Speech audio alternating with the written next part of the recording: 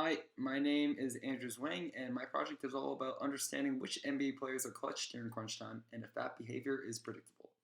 So, to quantify clutch, clutch is loosely defined as being able to perform at a high level under high pressure situations.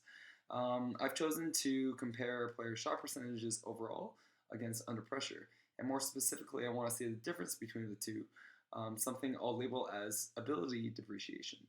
The clutch constraints I'm considering are a combination of low shot clock time, low game time, and playoff conditions.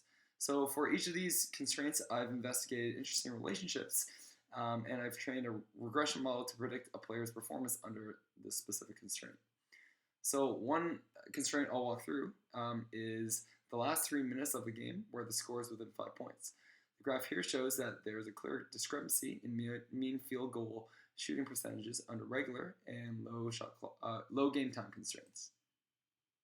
Here I've mapped out an interesting relationship between the ability depreciation in low game time and the preferred shot area for players. So, interestingly enough, the players who shoot in the areas closest to the basket, right here, experience one of the highest appreciation rates. I was also able to create a clutch predictor to predict a specific player's performance during our particular clutch constraint. After using principal component analysis as well as filtering features based off feature importances, I trained a random forest to predict the clutch abilities. The graph shows how a regressor performs against actual values. It's clear we're still not capturing the tails, but we're performing at about an 80% accuracy. I'm currently also making a web page hosted by Heroku, which will read in NBA players and give details about their clutch performances under our several constraints.